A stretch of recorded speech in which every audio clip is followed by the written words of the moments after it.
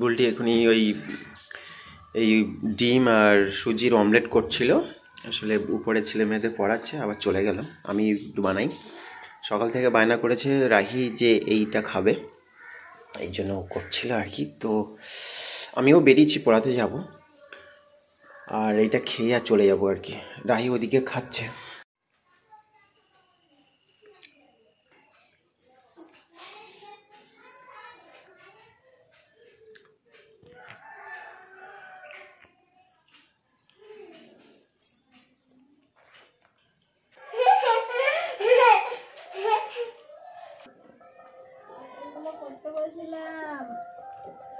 কি হয়েছে তোমার আবার? কি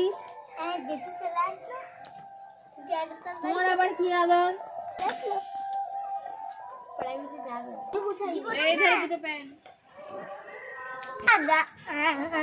এই অবস্থা, এইভাবে আমার কোলে উঠে আছে। আমার দুটো হাত একমাত্র ফাঁকা আছে, সবজি কাটার জন্য, তাই তো? আর এখান থেকে কলে যাচ্ছি, কোলে করে নিয়ে যাচ্ছি, ওখানে রেখে জল ভরতে হচ্ছে। ওখান থেকে একটু বাগানে জল দিলাম কোলে করে নিয়ে, এদিকে ধনিয়া পাতা জল দিলাম, ওদিকে বাথরুমে জল তুললাম। তো সবই এই কোলে করে নিয়ে হচ্ছে। আমি আর কখন ফোন বসিয়ে ভিডিও করব। তো আজকে ভাবলাম ফুলকপি অনেকদিন ভাজা খাইনি, একটু ভাজা করি। আর এই যে বসে থাকার অবস্থা দেখেছেন, কোনো রকমে বসে আছে। আর এদিকে আমি ভাবলাম ওলকপি অনেকদিন রসা খাইনি, ওলকপি ভাজা খাই, আসলে ফুলকপিটাই রসা খায়। তো আমি আজকে একটু উল্টো করছি। তো ওলকপি দিয়ে আলু দিয়ে একটু রসা করবো। আর এদিকে তো ভাজাটা প্রায় হয়ে গেছে, তো একেবারে রান্না করে নিচ্ছি। তাহলে আমার একটু ঘরের কাজ করতে সুবিধা হবে। আমার আর গল্প মনে আসছে না, আমি আর কত গল্প বলবো, কখন থেকে গল্প বলছি, একটার পর একটা। আমার গল্প আর মনেই আসে না। লাস্টে আমি অকখা পড়ালাম, তাও পড়লো।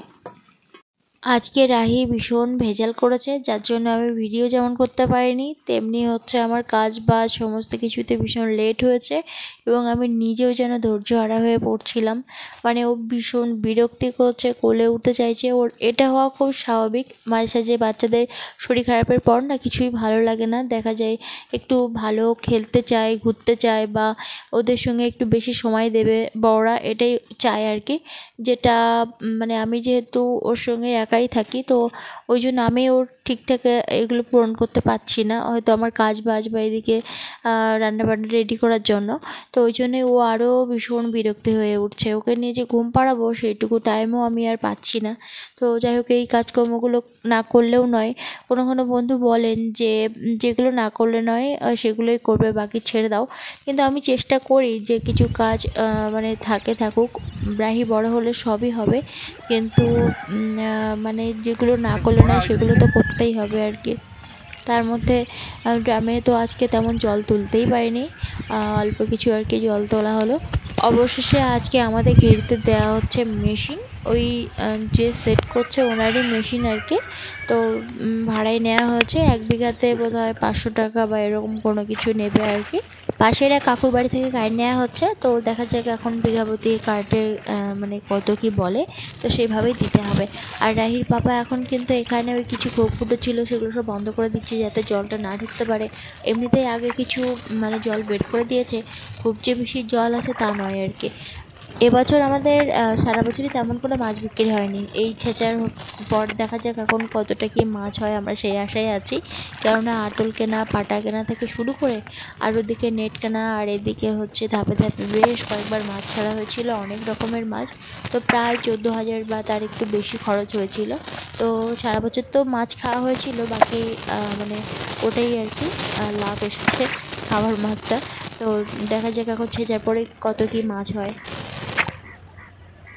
এই যে এখানে ভালো করে মাটি দিয়ে দিলাম, মানে কাদা মাটি ভালো করে আটকে দিলাম ওই পাইপটা যেখান থেকে জল ঢুকতো আর কি, সেইটা। কালকের ফিশারি ছেঁচা হবে, মানে আজকে রাত্রেই ছেঁচা শুরু হয়ে যাবে, মেশিন বসিয়ে দিয়েছি। প্রথমে ওই ভাইয়ের ফিশারিটা ছেঁচা হয়ে গেছে, ওই যে ওইটা। আর আমার এইটা এই জন্য ছেঁচে নেই, কারণ মেশিন পাওয়া যায় না। সুযোগ হয়েছে যখন হঠাৎ করেই বসিয়ে দিলাম, যাতে কালকেরই ছেঁচা হয়ে যায় আর কি। তো যাই হোক, মোটামুটি কমপ্লিট। এখন একটু বাড়ি যাব, আর এই আঁটলটা পাতা ছিল, কয়েকটা চিংড়ি মাছ পড়েছে, পার্শে মাছ পড়েছে, এগুলো একটু নিয়ে যাব।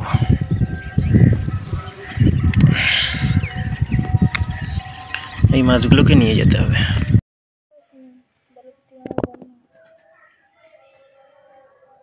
এটা হচ্ছে কাঠকই, এটা কাঠকই মাছ। তো এটা খেতে ভীষণ টেস্ট হয়। এই যে আমার ওই ভাইয়ের ফিশারি ছেঁচেছে বলেছিলাম না, তো সেই ফিশারি থেকে যে মাছগুলো হয়েছে ও বিক্রি করতে নিয়ে গেছে, আর আমাদের খাওয়ার মাছ কিছু দিয়েছে সেগুলো এই যে। আর আমি আটল থেকে এই বাগদাগুলো নিয়ে এসেছি আর এটা কি মেশিন মাছ বসে বলো দিয়ে তো? এসেছি। এটা কি মাছ? ওটা ওই তেড়ে মাছ বলি আমরা। এটা তেড়ে মাছ। এটা দুটো তেড়ে মাছ, এটা ভেটকি দুটো মাছ, ভেটকি, একটা বেলে, আর এই যে পার্শে, টেংরা। এটা কাঠকই। এটা পুকুরে ছেড়ে দাও। এটা পুকুরে ছেড়ে দিই।